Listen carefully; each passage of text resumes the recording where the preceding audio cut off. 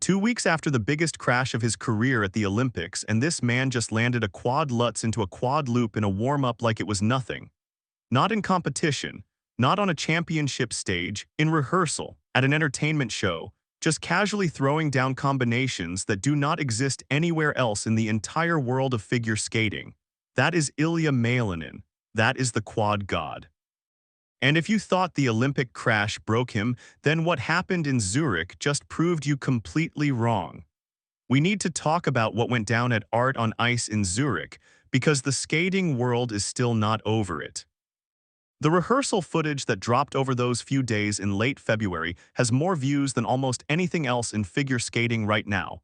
And once you understand exactly what he did, and exactly why it is so impossible, you will understand why everyone from hardcore skating fans to people who have never watched a figure skating event in their life are sharing these clips everywhere. This is not hype. This is history happening in real time, and we are going to break down every single second of it.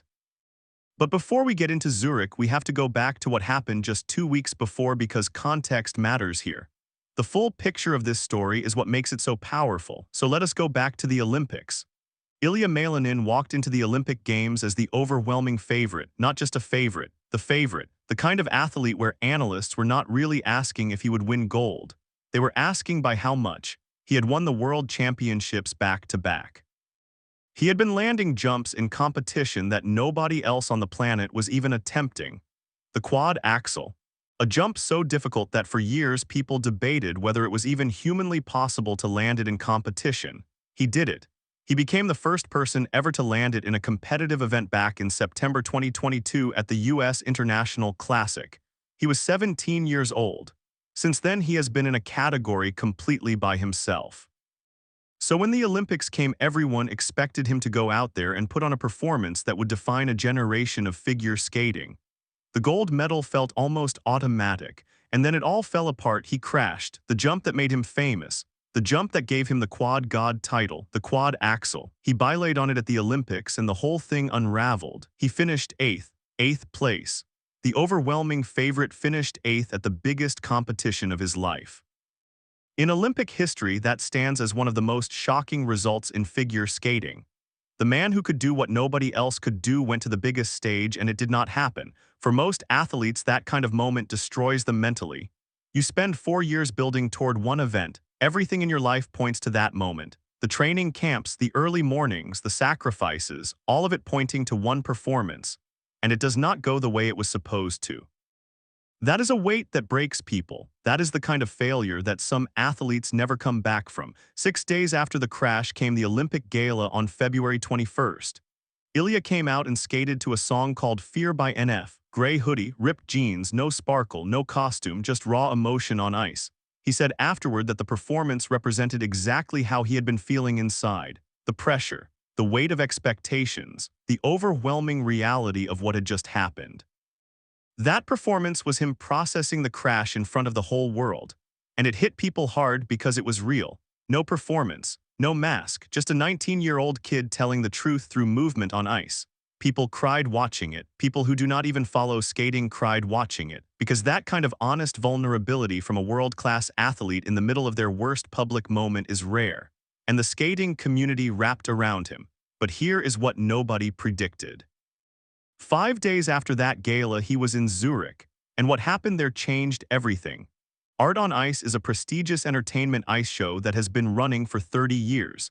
It is not a competition. There are no judges, there are no technical panels, there are no scores. It is a show, world-class skaters performing with live musical acts on stage. For this edition of the show, the live performers were James Bay and Jess Glenn. The show runs across multiple nights, and Ilia was booked to perform 5 shows from February 26th through March 1st. His programs for the show were Rather Be performed with Jess Glenn and Pink Lemonade performed with James Bay.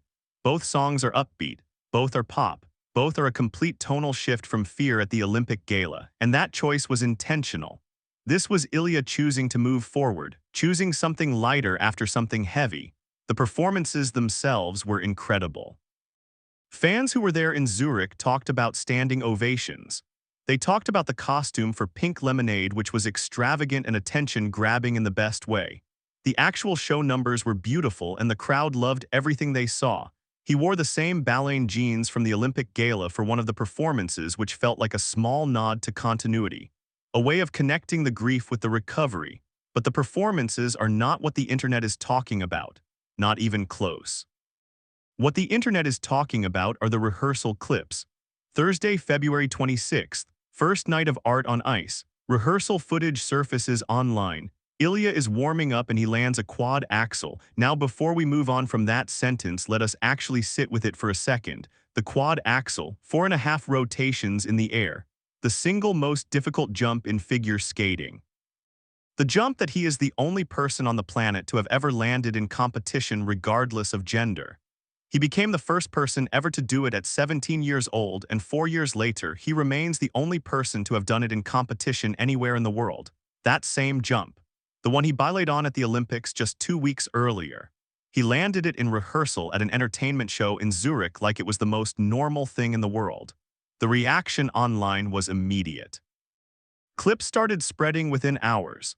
Comments flooded in. He makes it look so easy. He just casually landed the hardest jump in skating. The quad god is back. People were genuinely emotional watching it because 2 weeks earlier they had watched him struggle with that exact jump on the Olympic stage, and now here he was in a rehearsal in Switzerland just doing it. Clean, easy, like it costs him nothing.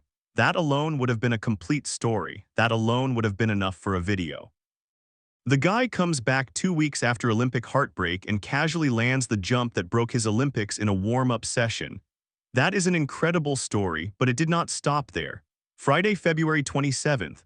Second day of Art on Ice, more footage drops. This time it is not just the quad axel.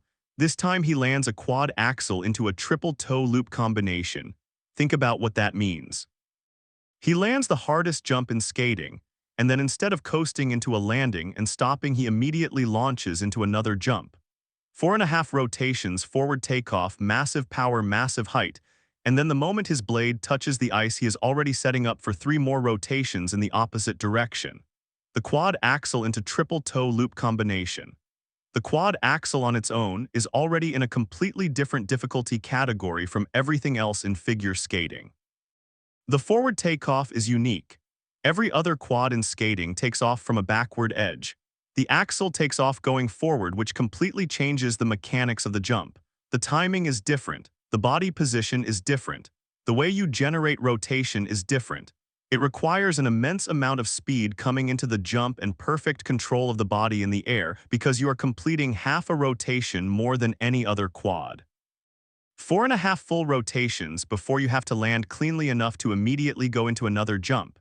And he did it in rehearsal, warming up, before a show where he did not even need to do it. At this point, the skating world is fully paying attention, but then the third clip dropped. The third video is the one that made everyone stop scrolling. Quadruple lutz into quadruple loop, 2 quadruple jumps back to back in a single combination. Let that sit for a moment. Not quad into triple, not one quad followed by a rest and then another quad, quad into quad, 2 full quadruple jumps chained together as one combination in a single pass. Here is why this is genuinely insane and not just hype. In men's figure skating right now, the standard for a high difficulty combination jump is a quad triple. Quad lutz into triple toe loop. 4 rotations, then 3 rotations. That is what the best skaters in the world do. That is considered elite level difficulty. That is what the Olympic champion did at these Olympics. Quad triple. Ilia just did quad quad in warm-up. Now let us break down exactly what makes this combination so technically staggering. The quad lutz is the second hardest quadruple jump in existence. Only the quad axel is harder. The lutz requires 4 full rotations in the air with a topic-assisted takeoff from the left back outside edge. To generate enough height and rotation for 4 full revolutions, you need tremendous speed coming into the jump. You need perfect edge control at the moment of takeoff. You need to be fully wound in the air and fully controlled on the way down because the landing has to be clean enough to immediately set up the next jump. Then comes the quad loop, 4 full revolutions in the air. But here is what makes the combination so technically demanding. The loop is an edge jump, no topic. You take off from a back outside edge with no assistance from the topic at all. That means the technique is completely different from the lutz, different takeoff position, Different muscle engagement, different body mechanics. Coming out of a quad lutz, your body is in one position. Setting up for a quad loop requires you to reorganize everything in the fraction of a second between landing and takeoff. The speed from the lutz has to carry perfectly into the loop. Too much speed and you lose control. Too little and you cannot complete the 4 rotations. The margin for error is basically nothing, and the rotation requirement alone. Coming out of a quad lutz, you have just completed 4 full rotations. Your body has been spinning at maximum speed. To immediately go into another 4 rotation jump, you have to manage that rotational energy coming out of the landing and convert it into the setup for the next jump. Most elite skaters cannot do that. Most elite skaters do not attempt it because the risk is enormous and the reward in a competition program has to be weighed against the probability of a fall that tanks your score. But Ilia is not doing this in a competition program. He is doing it in warm-up, at an entertainment show, just because he can, just because this is how he trains, just because this is what his body does. That is the quad god. That is what that title actually means. It is not just a nickname because he lands quads in competition. It is a recognition that this person exists in a completely different category of athletic capability when it comes to quadruple jumps in figure skating. Social media absolutely lost its mind. The clip spread everywhere. Skating fans were sharing it with non-skating fans. Non-skating fans were sharing it with people who had never watched a skating video in their lives. Because you do not need to understand figure skating scoring or technical panels or grade of execution to understand what you are seeing when you watch a person chain 2 quadruple jumps together. You can just see it. You can see the height, you can see the speed, you can see the control, and you can see how completely casual he looks doing it. That is what got people. Not just that he did it, but that he looked like he was barely trying. The comments across every platform said the same things. He makes it look effortless. The quad god never left. The crash was a blip. He is not human. And underneath all of those comments was something that people were really feeling. This is a redemption story happening in real time. 2 weeks ago, we watched this kid fall apart on the biggest stage of his life, and now we are watching him do things in a warm-up that nobody else in the world does in competition. That is the comeback narrative that people needed. That is why the rehearsal clips have more views than the performance clips from the same shows. Because what he is doing in warm-up is genuinely historic in a way that a beautiful performance to a pop song cannot match right now. Now here is where the story gets even more interesting, because all of this is happening with one destination in mind. Prague, March 23rd through 29th. World Figure Skating Championships at the O2 Arena. Men's singles competition. Ilia Malinin is going for his 3rd consecutive world title. He won in Montreal in 2024. He won in Boston in 2025. Now he is going for Prague in 2026. If he wins, he ties Nathan Chen for 3 straight world championship titles. Only Nathan Chen has accomplished that in the last decade. Ilia is attempting to join that company after finishing 8th at the Olympics, after the crash, after the gala, after Zurich. He is going to Prague and he is going for the title.